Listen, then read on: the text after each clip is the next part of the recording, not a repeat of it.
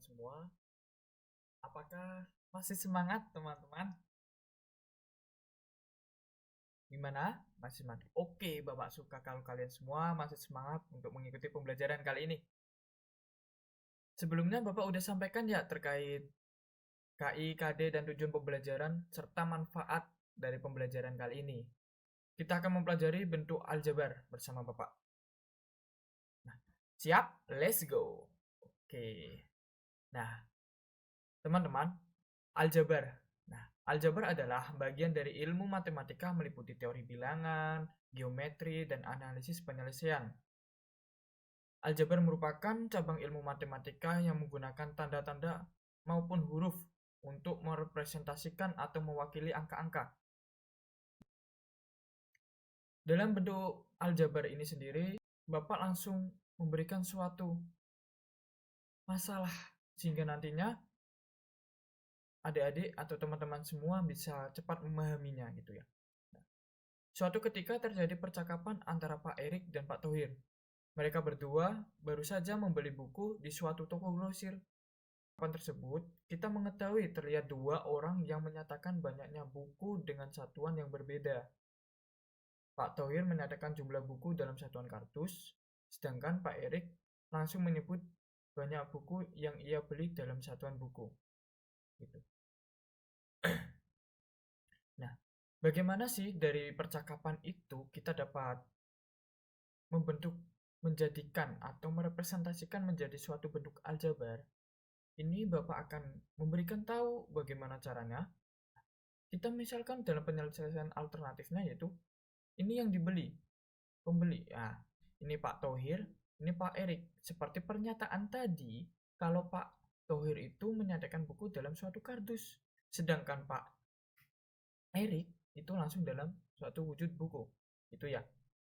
Nah, tadi dinyatakan ada dua kardus dari Pak Thohir dan 3 buku. Nantinya dalam bentuk aljabarnya akan ditulis 2x plus 3. Mengapa demikian? Ada yang tahu teman-teman? Ya, oke. Silahkan si Rifki. Ya, oke Rifki. Nah, seperti yang disampaikan Mas Rifki tadi, kita beri aplaus terlebih dahulu kepada Mas Rifki ya. Oke. Nah, seperti yang disampaikan oleh Mas Rifki tadi, ini ditulis dengan 2x karena ini x ini adalah mewakili atau variabel dari berapa banyaknya nanti buku. Duanya ini kardus, tiganya ini dari koefisien ini. Nah, 3 buku ini. Ya kan? Nanti berapa banyak buku yang muat dalam kardus ini kita lambangkan atau kita representasikan atau kita wujudkan dalam bentuk X. Untuk Pak Erik tadi sendiri, karena Pak Erik langsung mewujudkannya dalam bentuk buku, maka ditulisnya bentuk aljabarnya 5. Gitu ya teman-teman. Apakah ada yang ditanyakan? Oke, kalau belum ada, kita lanjut. Nah, seperti halnya nama-nama bentuk aljabar berdasarkan banyak suku. Dan 2x disebut suku satu atau monomial. Mengapa demikian? Karena ini hanya ada satu suku atau 2x. Selanjutnya ada lagi yaitu 2x plus 4 disebut suku 2 atau binomial. Selanjutnya lagi ada 2x plus 8y plus 7 disebut suku 3 atau trinomial. Nah, ini tergantung berapa banyaknya suku ini. 2x, 7, ini termasuk suatu suku.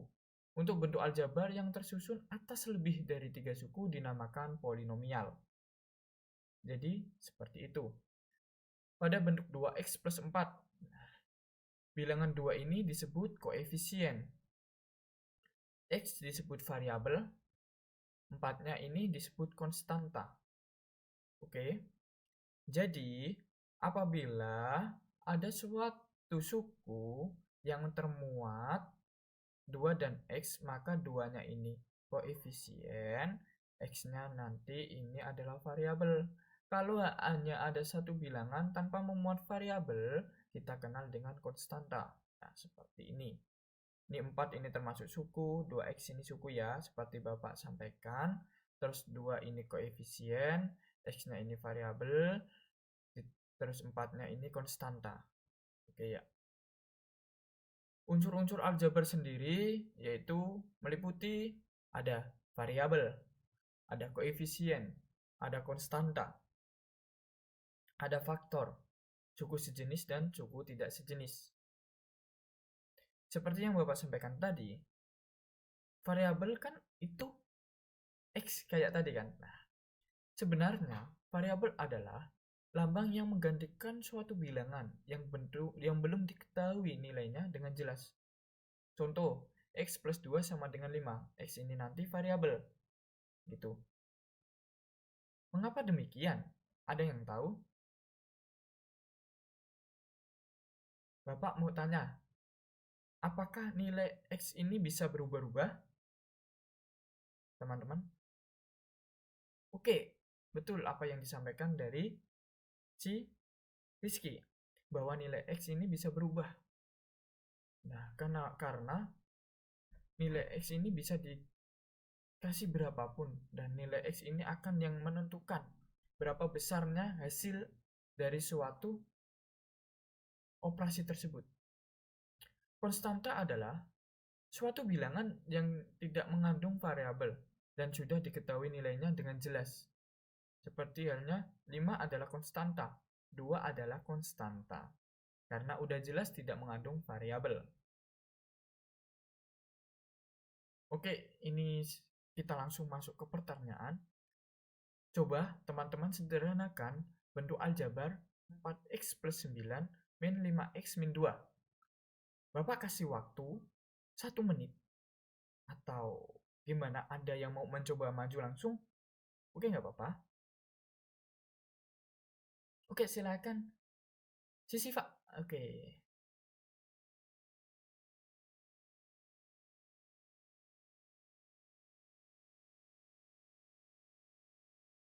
Nah, seperti yang disampaikan ditulis dari Sisiva tadi, kita mengetahui bahwa dalam penyelesaian sederhana bentuk aljabar 4x plus 9 min 5x min 2, itu kita bisa menggunakan dengan cara pengkelompokan suku-suku sejenis, ya kan? Kan kita sudah mempelajari dari tadi suku sejenis. Kita kelompokkan karena ini 4x plus 9 min 5x min 2 sama dengan 4x min 5x. Kan sejenis. Kita kelompokkan dulu. Plus 9 min 2. Nah, terus 4 min 5x. Karena ini mengandung variabel x dan ini mengandung variabel x, kita buat dengan apa namanya? Ayo. Kita buat dengan cara asosiatif. Plus 7 sama dengan min 1x atau kita bisa tulis dengan min x plus 7. Nah, min x selanjutnya boleh hanya ditulis min x, ya kan? Min 1x kan boleh. Demikian juga 1x boleh hanya ditulis dengan x. Dengan demikian, bentuk sederhana dari 4x plus 9 min 5x min 2 adalah min x plus 7. Nah, dari sini teman-teman ada yang mau ditanyakan terkait penyelesaian penyederhanaan bentuk aljabar seperti itu. Silakan teman-teman apabila ada yang mau ditanyakan. Oke, kalau belum ada,